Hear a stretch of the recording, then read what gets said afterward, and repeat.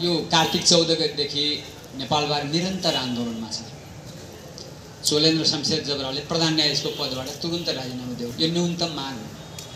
यो मागलाई राखेर 14 गते कार्तिकदेखि निरन्तर बार चाहिने आन्दोलनमा छ।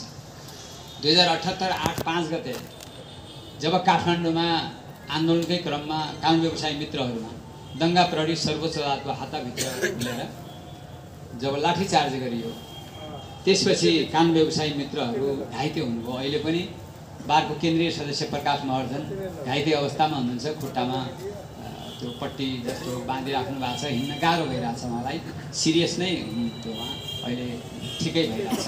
प्रकाश महर्जन लगायतका केन्द्रीय सदस्यहरू लगायतका साथीहरू अहिले पनि घाइते अवस्थामा हुनुहुन्छ।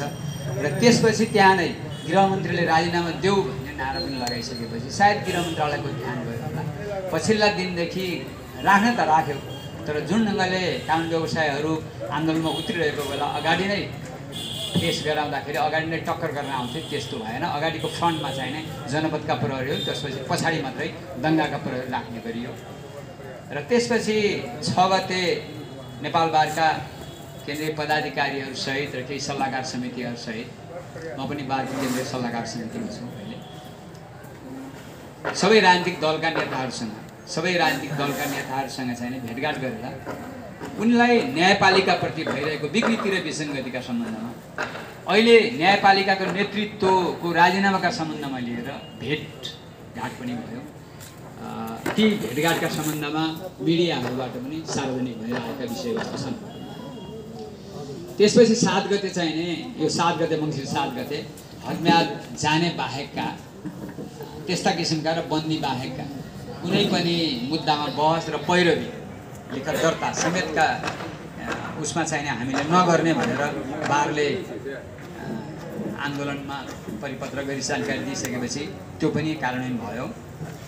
8 गते बुधबार आज देशभरिका 18वटा उच्च अदालत बारमा विरोध सभा कार्यक्रम गर्ने भनेर नै यहाँ बारको केन्द्रीय उपाध्यक्ष यहाँ आउनुभएको छ र म पनि उहाँ सँगसँगै नेपाल बारको प्रतिनिधिको हैसियतले यहाँ आइराखेको छु।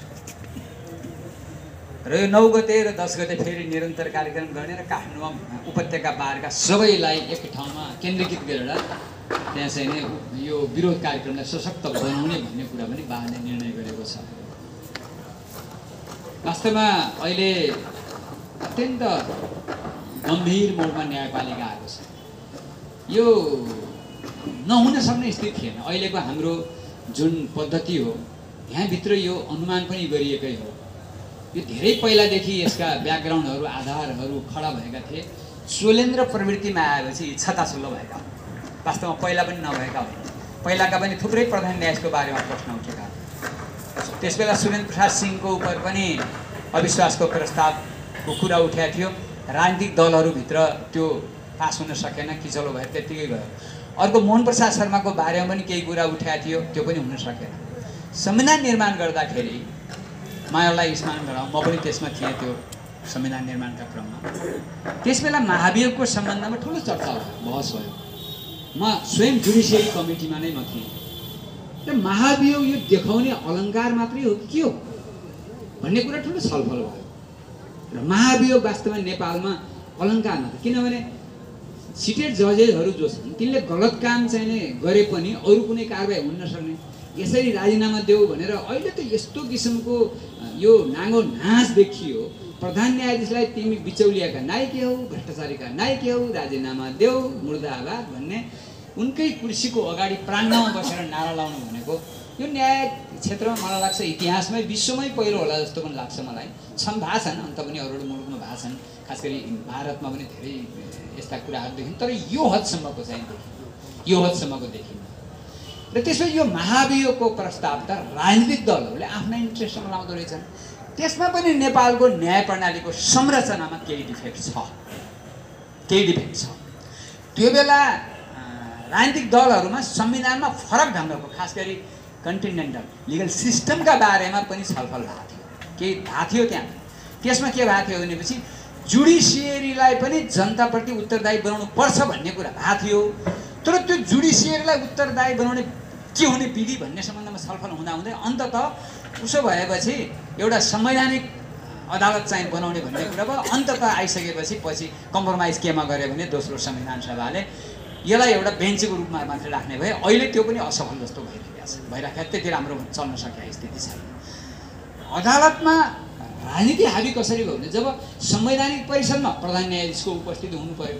अहिले देखियो नि त प्रधान न्यायाधीश संवैधानिक परिषदमा हुँदाखेरि नै प्रधान न्यायाधीशले आफ्नो भागमा पारेर संवैधानिक निकायका नियुक्तिमा उनका मान्छेहरू नियुक्ति गराए। त्यति मात्रै होइन, अहिलेका प्रधानमन्त्रीलाई परमादेशबाट प्रधानमन्त्री बनाउनु भन्ने परमादेश आदेश जारी गरेपछि त्यसको सट्टा उनले आफ्नै जेठालाई जो संसदका सदस्य छैनन् उनीलाई मन्त्रीको प्रस्ताव गरेर मन्त्री पनि बनाइ छाडे।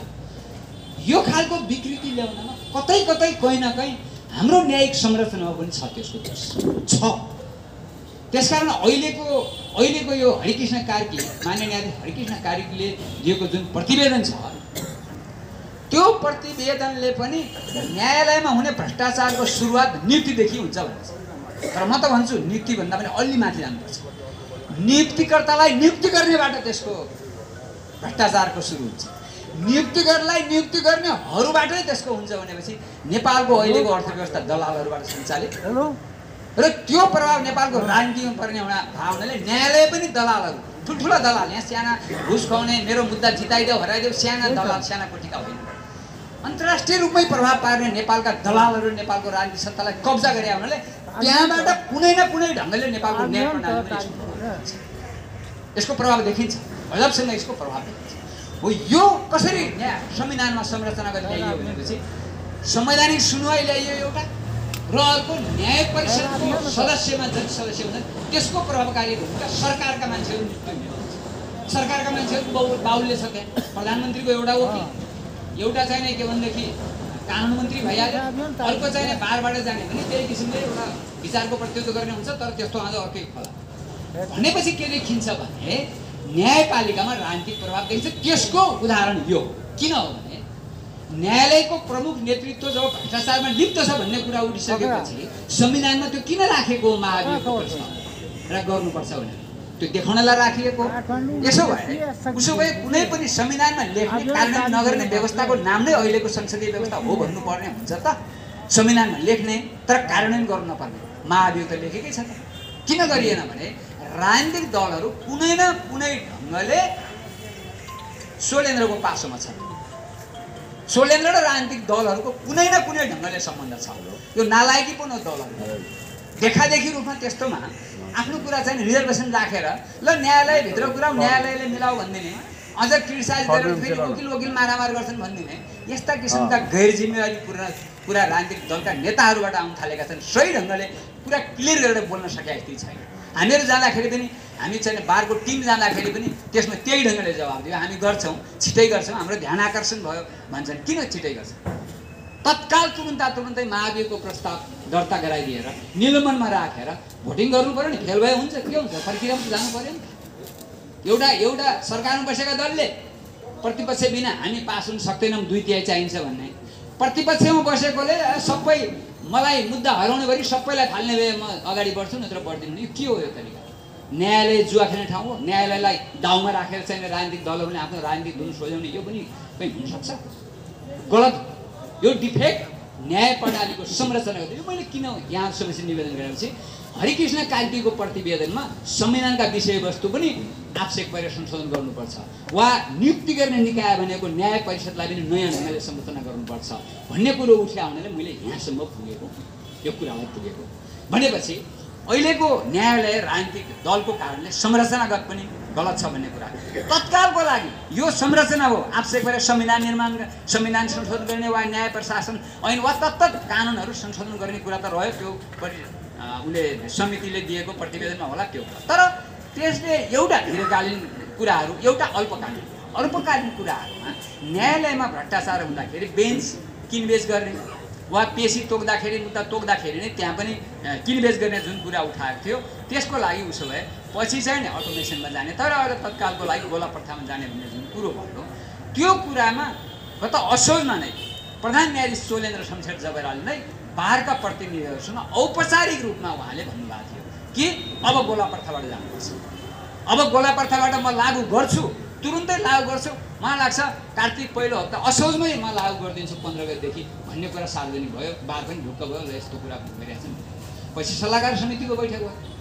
सल्लाहकार समितिको बैठकमा त्यो कुरा हुँदाखेरि उनले लागू गरेनन् र अब उसो भए हामी आन्दोलनमा अगाडि जानुपर्छ यो कुरालाई लिएर। यो त अति भयो भन्ने कुरा। त्यही बिचमा जब उनको आफ्नो जेठान चाहिँ के भनेदेखि मन्त्री परिषदमा ल्याइयो, त्यसपछि यो कुरा बाहिर आयो, मिडियाले ल्यायो र त्यसपछि उनका करतुतहरू खास गरी रञ्जन कोइरालाको फैसला लगायतका जति पनि फैसलाहरू छन् सबै कुरा बाहिर आउन थालेर उनले विकृति र विसङ्गतिपूर्ण अहिले गरेकोमा खास गरी त्यो अदालत आफैले बनाएको समितिको प्रतिवेदनले न्यायालयमा भ्रष्टाचार विकृति विसङ्गति छ भन्यो।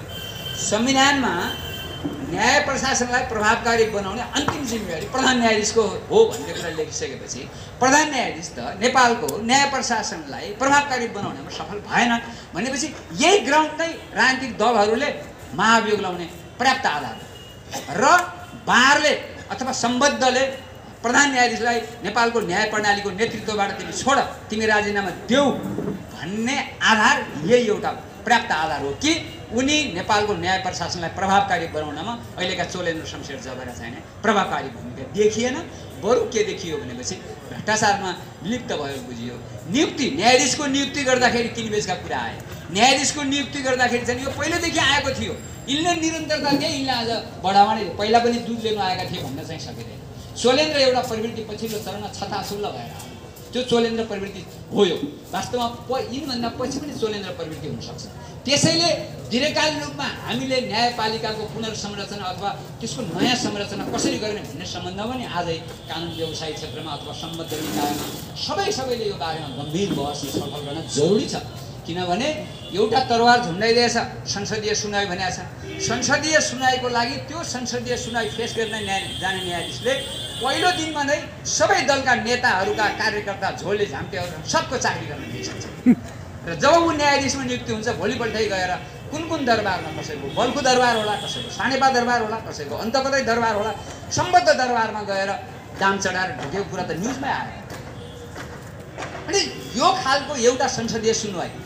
अर्को यो संसदीय सुनवाई पनि कस्तो भने हो वास्तवमा न्यायालयलाई पनि अदालतलाई पनि जनताप्रति उत्तरदायी बनाउने एउटा विधि चाहिँ हो संसदीय सुनवाई। तर हाम्रो संसद कस्तो रह्यो पहिला यहाँ पनि त हेर्नुपर्ने, यो त यहाँसँग पनि जोडिन्छ। हाम्रो संसद कस्तो रह्यो भने संसद भनेको निर्वाचनबाट आउने हो।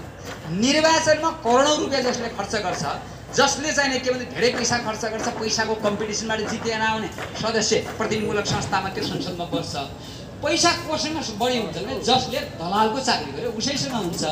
दलालहरू लगानी गर्छन्, लगानीहरूले प्रतिमूलक संस्थामा आफ्ना मान्छे राख्छन्, तिनै मान्छेहरूले नीति बनाउँछन्, तिनै मान्छेले संसदीय सुनवाई गर्छन्, तिनै मान्छेहरूले बनाएको नीतिबाट हामी चल्नुपर्ने हुन्छ। न्यायाधीशले अनि नियुक्ति पाउनुपर्ने हुन्छ भने आफ्नो लगानी न्यायाधीशले पनि उठाउनु। तब नै दलालहरूलाई नियुक्ति गरियो भने कहिले पनि वकालत प्र्याक्टिस गरेका छैन, कहिले पनि अदालतमा नछिरेको मान्छे फटाफट न्यायालयको अदालतको न्यायाधीशको नाउँ चाहिँ आइराखेको छ, कहिले अदालत बिग्दै देखाएको छैन। त्यस्ता मान्छेहरू सबै ठाउँबाट आएको विषयवस्तु। त्यसकारण चाहिँ संसदप्रति जनताप्रति उत्तरदायी अथवा संविधान कानुनप्रति जवाबदेही बनाउने कुरोको विधि त्यो बेला संविधानमा बहस उठेकै थियो, चलेकै थियो कि के बनाउने भन्ने सम्बन्धमा संसदीय सुनवाई बनाउने भन्यो। त्यो नेपालमा अहिले वास्तवमा सही साबित भएन। त्यो त दलालहरूको चाकरी गरेर ठाउँ बनायो न्यायाधीशहरूलाई नै अप्ठ्यारोमा पारियो। इमान्दार न्यायाधीशहरू पनि नेपालमा छन्, नहुने होइन। सर्वोच्च अदालतमा होलान्, उच्च अदालतमा होलान्, जिल्ला अदालतमा सबै ठाउँमा छन्। जो इमान्दार छ उसलाई काम गर्न सकस छ, गाह्रो छ। जो फटाएर बदमास छ, जो बिचौलिया काम गर्छ न्यायाधीश स्वयंले, त्यसलाई सजिलो छ अहिले चाहिँ फलिफाप भएको छ। त्यसले गर्दाखेरि संसदीय सुनवाई हो। अब रह्यो न्याय परिषद। न्याय परिषद देखिहाल्यो। न्याय परिषदमा विगतमा त आफै न्याय परिषदको सदस्यले नै आफै म सर्वोच्चको प्रधान न्यायाधीश हुन्छु भनेर राजीनामा दिएर बसेको पनि हाम्रो अगाडि उदाहरण छ। भनेपछि त्यो न्याय परिषद पनि के भनेदेखि त्यही भ्रष्टाचारमा लिप्त भएको देखियो। अब न्याय परिषदमा प्रधान न्यायाधीश हुन्छन्, वरिष्ठतम न्यायाधीश हुन्छ, त्यसपछि आएर अरू 3 जना त सरकारका प्रतिनिधि हुन्छन्। जस्तै बार बाहेक बारको एउटा हुन्छ, त्यहाँ पनि कुनै न कुनै ढङ्गले त्यहाँ पनि प्रभाव हुन्छ। किनभने चुनावमा हामी देखिरहेका छौँ। यो स्थितिले गर्दाखेरि यो विषयले अहिलेको न्यायपालिकाको संरचना जनताप्रति, गरिब जनताप्रति, न्याय नपाएका निमुखाप्रति जवाबदेही होइन कि दलालहरूप्रति, भ्रष्टाचारहरूप्रति र दलालता पनि दलालहरूप्रति जवाफदेहीको संरचना हाम्रो संविधानले न्यायालयको बनाएको छ। यो विषयमा गम्भीर ढङ्गले छलफल र बहस हुन जरुरी छ। मेरो निवेदन यहाँ, म धेरै लामो कुरा यहाँ समक्ष राख्दिनँ। जहाँसम्म चाहिँ भने कि अब यो अहिले पछिल्लो चरणमा जबराले राजीनामा दिनुपर्छ भन्ने जुन कुरा आएको छ,